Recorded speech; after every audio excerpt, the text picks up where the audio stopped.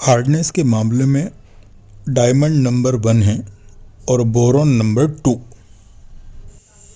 आपको सुन के आश्चर्य होगा, बोरॉन का मेल्टिंग पॉइंट 2100 डिग्री सेल्सियस के आसपास होता है और इसके फाइबर स्टील से भी मजबूत होते हैं। बोरॉन के 2 स्टेबल आइसोटॉप्स हैं, बोरॉन 10 और बोरॉन 11। बोरॉन 10 काम में आता है न्यूक्लियर रिएक्टर में न्यूट्रॉन की स्पीड को कंट्रोल करने के लिए, और बोरॉन 11 यानी हेवियर आइसोटॉप्स ये मजबूत फाइबर बनाने के काम में आता है, स्टील से भी ज़्यादा मजबूत फाइबर, जो कि आर्मर बनाने में और बुलेट प्रूफ जैकेट बनाने में काम में आते हैं। अच्छी बात है स्टूडेंट्स, ये बताओ कि कौन सा एलिमेंट है जो अर्थ में सबसे ज़्यादा होता है।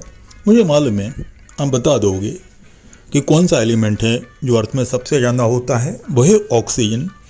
पर यह बताओ कि कौन सी मेटल है जो अर्थ में सबसे ज़्यादा होती है। चौक गए? तो ये आंसर है एल्यूमिनियम, और ये बोरॉन फैमिली का ही मेंबर है। तो एल्यूमिनियम वो मेटल है।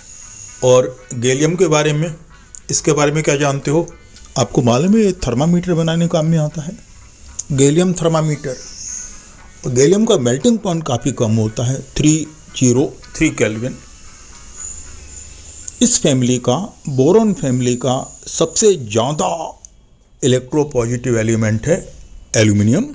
एल्यूमिनियम फॉयल आप यूज करते हो डेली लाइफ में, क्योंकि ये ऑटो प्रोटेक्टिव होती है।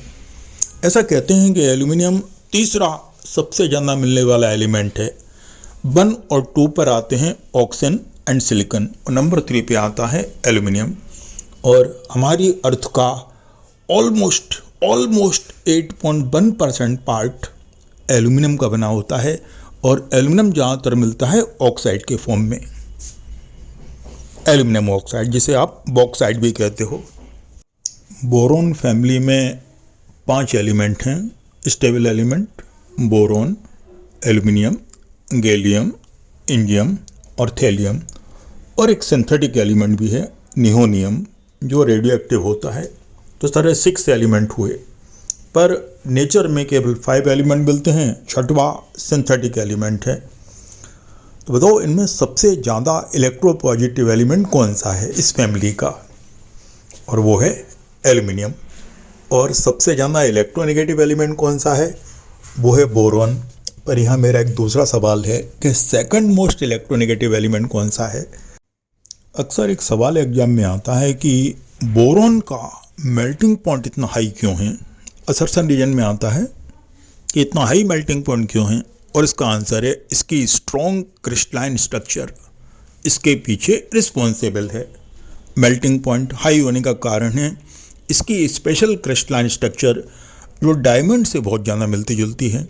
तो डायमंड का हाई होता है, इसका ही बेचारे का हाई होता है, क्रिस्टलाइन स्ट्रक्चर स्ट्रॉन्ग होने की वजह से। अब कंट्राडिक्शन ये है कि गैलियम का मेल्टिंग पॉइंट बहुत कम होता है और ये हाथ पर रखने पर मेल्ट हो जाता है। तो इसकी क्रिस्टलाइन स्ट्रक्चर कैसी होगी? इसकी क्रिस्टलाइन स्ट्रक्चर बहुत वीक होती है। तो इसमें जो इंटर पार्टिकल फोर्स होंगे वो स्ट्रॉन्ग होंगे या वीक होंगे? डेफिनेटली इसके इंटर पार्टिकल फोर्स बहुत ही वीक होंगे, माने वीक मेटलिक बॉन्डिंग होती है, इतनी वीक होती है कि रूम टेम्परेचर पर ही ब्रेक हो जाती है। बहुत ही वर्सेटाइल मेंबर्स की फैमिली है ग्रुप 13। इन एलिमेंट के 2 ऑक्सीजन स्टेट होते हैं, +1 एंड +3, और थैलियम को छोड़ करके बाकी सभी में +3 ज़्यादा स्टेबल होती है, और थैलियम में स्टेबल होती है +1। एक्चुअली +3 स्टेट शो करने के लिए एलिमेंट का एक्साइट होना बहुत ज़रूरी होता है, और एलिमेंट एक्साइट होता है एनर्जी लेकर के, ग्राउंड स्टेट से एक्साइट स्टेट में आ जाता है। पर जब एलिमेंट को ऐसा करने में प्रॉब्लम आती है तो इसे बोलते हैं inert pair effect. Inert pair effect माने एक्साइट होने में ज़्यादा एनर्जी की नीड, और ये सबसे ज़्यादा एनर्जी लगती है थैलियम में तो थैलियम में इनर्ट पेयर इफेक्ट मैक्सिमम होता है। हम ये तो आपको मालूम ही है कि इनके लास्ट शेल में 3 इलेक्ट्रॉन होते हैं, 2 इलेक्ट्रॉन s में होते हैं और 1 इलेक्ट्रॉन p में होता है, पर ऐसा ग्राउंड स्टेट में होता है। एक्साइट स्टेट में जब s का 1 इलेक्ट्रॉन p में शिफ्ट हो जाए तो इस तरह 3 अनपेयर्ड इलेक्ट्रॉन इनकी एक्साइटेड स्टेट में रहते हैं। बोरॉन के प्रोमिनेंट कंपाउंड में हैं बोरॉन हैलाइड्स, जो लुईस एसिड होते हैं। sp2 hybridisation, sextet of electron, octet का पूरा ना होना, p ऑर्बिटल के प्रेजेंस रहना इन्हें लुईस एसिड बना देता है। पर इनका लुईस एसिडिक करैक्टर थोड़ा कम हो जाता है due to back bonding. Halogen के लोन पेयर बोरॉन के एम्प्टी p ऑर्बिटल के साथ शेयर्ड हो जाते हैं और इस तरह बनती है p पाई बैक बॉन्डिंग। ये बैक बॉन्डिंग सबसे अच्छी होती है फ्लोरीन में, then chlorine, then bromine, then iodine. और बैक बॉन्डिंग जितनी अच्छी होगी लुईस एसिड कैरेक्टर उतना ही कम हो जाएगा। तो सबसे पुअर बैक बॉन्डिंग होती है बोरॉन ट्राई आयोडाइड में, और वो सबसे अच्छा लुईस एसिड होता है सभी बोरॉन हैलाइड्स में। तो बोरॉन हैलाइड में पूछी जाने वाली बात कौन कौन सी हैं? हाइब्रिडेशन कौन सा होता है?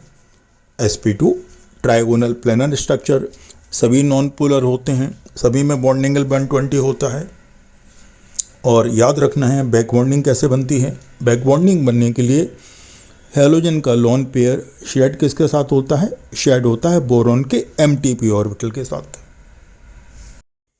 बैक बॉन्डिंग एक बढ़िया क्वेश्चन है और अक्सर आता है एग्जाम में, तो ठीक से तैयार करें। क्या ऐसी बैक बॉन्डिंग एल्युमिनियम हैलाइड में होती है? बिल्कुल नहीं। एल्युमिनियम हैलाइड मिलते हैं डाइमर के फॉर्म में, Al2Cl6 के फॉर्म में, और यहाँ पर एल्युमिनियम का हाइब्रिडेशन sp3 होता है, जबकि बोरॉन हैलाइड में sp2 हाइब्रिडेशन है और यहाँ sp3 हाइब्रिडेशन है। तो Al2Cl6 स्ट्रक्चर है इसमें, और इसमें 2 क्लोरीन ब्रिज का काम करती हैं। तो ये ध्यान रखना है, जो ब्रिज क्लोरीन है वो एल्युमिनियम के साथ 79 डिग्री का एंगल बनाती हैं और इंडिविजुअल क्लोरीन 118 का एंगल बनाती हैं। क्या एल्युमिनियम हैलाइड की तरह ये भी एक प्लेनर मॉलिक्यूल होगा? अरे भाई प्लेनर क्यों होगा? बोरॉन हैलाइड में sp2 हाइब्रिडेशन है, इसमें sp3 है, ये नॉन प्लेनर मॉलिक्यूल होगा। बोरॉन का दूसरा इंपॉर्टेंट कंपाउंड है boric acid, BOH whole thrice. इसमें भी sp2 हाइब्रिडेशन होता है और बोरिक एसिड के जो मॉलिक्यूल हैं वो आपस में हाइड्रोजन बॉन्डिंग से कनेक्ट रहते हैं। बोरिक एसिड एक्चुअली एक प्रोटिक एसिड नहीं है, माने प्रोटॉन नहीं देता है, ये एक लुईस एसिड है और काफ़ी वीक होता है। इसमें बॉन्डिंग इतनी वीक होती है कि इसके पाउडर के बीच का जो अट्रैक्शन फोर्स है वो हाथ लगाने से ब्रेक हो जाता है और मॉलिक्यूल स्लिप करते हैं, तो स्लिपरी टच वाला कंपाउंड होता है बोरिक एसिड। अगर बोरिक एसिड को गर्म किया जाए तो 100 डिग्री सेल्सियस के आसपास बनता है HbO2 मेटाबोरिक एसिड, और 150 से 200 डिग्री सेल्सियस अगर हो तो बनता है पायरोबोरिक एसिड। पायरोबोरिक acid H2B4O7। और ज़्यादा टेम्परेचर कर दें तो क्या होगा? तो और आगे की चीज़ बनेगी और वो बनता है B2O3 बोरॉन ट्राइऑक्साइड या बोरिक एनहाइड्राइड। कैरम बोर्ड पर डालने के लिए आपने बोरिक एसिड अक्सर यूज किया होगा, बहुत ही चिकना होता है। एक और इम्पोर्टेंट कंपाउंड है बोरॉन का बोरेक्स, Na2B4O7.10H2O। तो इसमें एक क्लोज चेन वाला एनायन होता है और इस क्लोज चेन एनायन में 4 बोरॉन और 5 ऑक्सीजन क्लोज चेन में होते हैं। तो इसमें 5 BOB बॉन्ड होते हैं, काफ़ी इंपॉर्टेंट कंपाउंड है। बोरेक्स को यूज करते हैं डी ब्लॉक एलिमेंट का डिटेक्शन करने के लिए। तो एक बहुत ही फेमस टेस्ट है बोरेक्स बीड टेस्ट।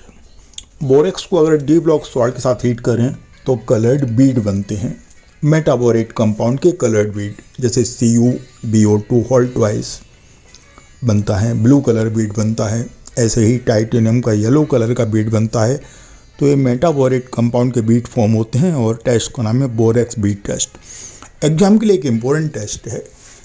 तो जो पॉसिबल सॉल्ट्स हैं उनके बीट के कलर आप याद कर सकते हो, स्पेशली कोबाल्ट, कॉपर, आयरन और टाइटेनियम।